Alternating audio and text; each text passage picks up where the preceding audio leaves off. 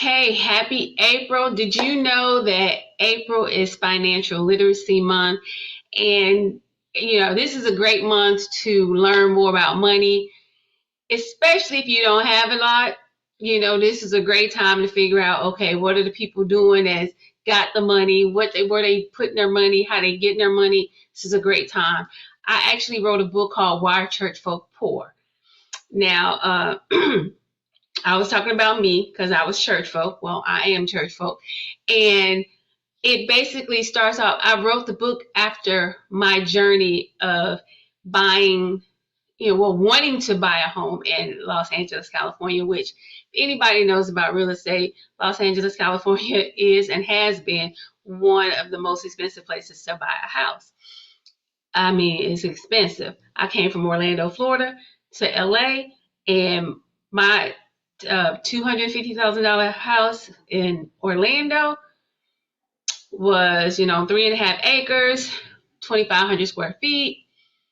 But in LA, and this was back in 2006, I couldn't even have imagined to buy a house in LA for $250,000.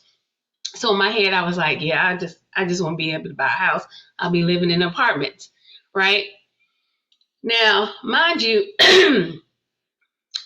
I'm a Christian, and I used to quote I believe my first scripture that I quoted was, I can do all things through Christ which strengthens me. But mind you, when I got to LA, that scripture wasn't in my heart when I was looking at the house prices, right? So fast forward 10 years. Y'all heard me. 10 years. When God placed in my heart, girl, you want a house. Go and get you a house. Now, mind you, it wasn't just the thought, I should go get you a house, you want a house. But I had a job, my credit was good. But I was still kind of just, I'm cool in these apartments. And God was like, no, you're not. You want you a house. And then somebody said, like, you live in an apartment? What?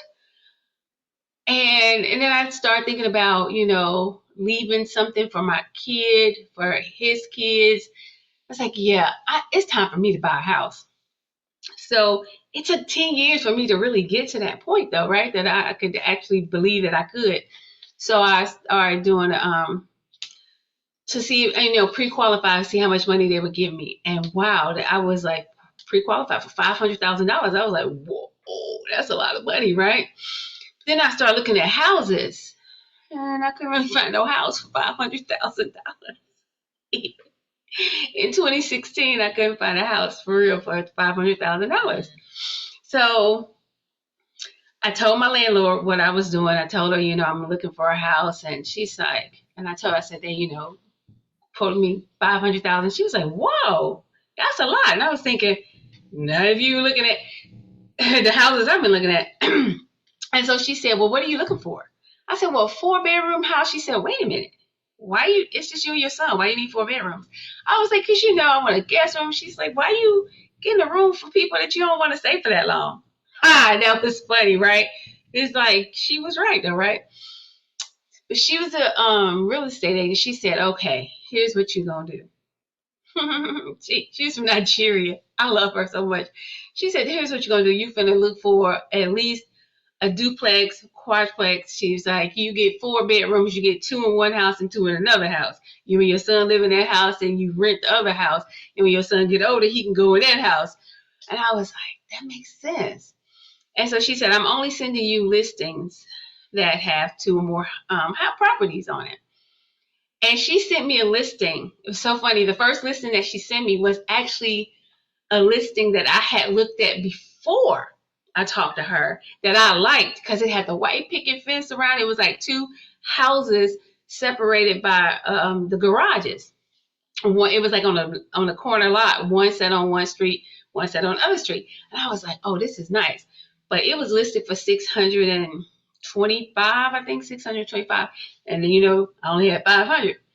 So then she said, well, I told her, I said, this is the one I really like. And I said, but she's like, don't you believe in God? I was like, yes. She was like, well, didn't God say you have desires of your heart? I was like, yeah. and it was just so funny.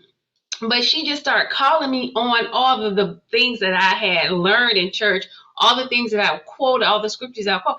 Like, she called me on it. It's like, well, why don't you believe that? Because she was like, you need to believe those things that you know. Believe those things, right? Like, know them, right? And I was like, yeah. So she was like, we're going to go get this house. I said, okay. So she found a lender that would lend me the 625 because there was already renters in the house. And then we came to the point where I had no money in the bank. So I had no money for no down payment. Yeah. So God worked with me with that too. And so I'm just saying, like, everything that I was in church all for a long time, for all my life, right? And I quoted scriptures and I knew the scriptures and I could do all that. But I didn't truly believe and I didn't like really know that these things was going to work for me. And I'm not saying that's the church's fault. I'm not saying that. Because maybe I'm the only one that was sitting up in church that did not really realize that I could do all things or that God would give me the desire. Maybe I was the only one, but I did realize something, that I needed to elevate my thoughts and start to know some of those things that I had read in the Bible, right? Because one of the things I've learned is that in church we strive to be so good, but we don't take it to where God really wanted us. And I think that's why Jesus came. He was showing people how it should look. Like, it wasn't just being in church all the time. It wasn't about looking like you're perfect. It was actually going out there and being what God had called you to be doing the things, raising the dead, changing wine to water to wine, actually doing the things. And that's what I had to learn. So that's what my book, Why Are Church Folk Poor, is about that. And then, excuse me, I'm so sorry. It is about us actually believing the things that we learned in the Bible. It's not enough to just quote the Bible. We got to actually stand on it. And then after we stand on it, we believe it and we know it, right? Then we got to act on it. It's, time out for just waiting on God to, well, if I'm going to get a house, God just going to give it to me. Now, mind you, He did some miraculous things, because in LA, usually it's a bidding war. Can I tell y'all, nobody else bidded on this house. Nobody else submitted a bid. Only one other person was looking at it, and then he didn't submit a bid, or if he did, it was just he was trying to underbid him so much. But I was the only one that the owner had to go by. She was like, so we said we wanted 620. She was like, cool, we'll take it. Like, now that was miraculous, and I believe, but God didn't put His miraculous stank on it until after I did some of the things all the things that I needed to do. Then God put His miraculous stank on it, okay? And He caused it to be, where no one else actually saw it. That's a miracle, but that miracle didn't happen until I did the things. Because if I wouldn't have stepped out on faith and went after the house, I wouldn't have been able to see God work. So when people talk about manifestation and all that stuff, yes, it does start here. And that's what my book is about. It starts here. But then I also talk about the exercise, the things that you actually have to do. And, I hope y'all will go get my book. It's actually on Audible now. I will put the link for you where you can get all of them. And then, let's have some dialogue. Let's talk about it. Let's talk about Why Are Church Folk Poor and how this book that I wrote, how it could maybe help people. And let's get it to all these people, because we need to change our mindset. But then we also need to get up off our butts and go do the thing. Go do the thing. Y'all have a good April.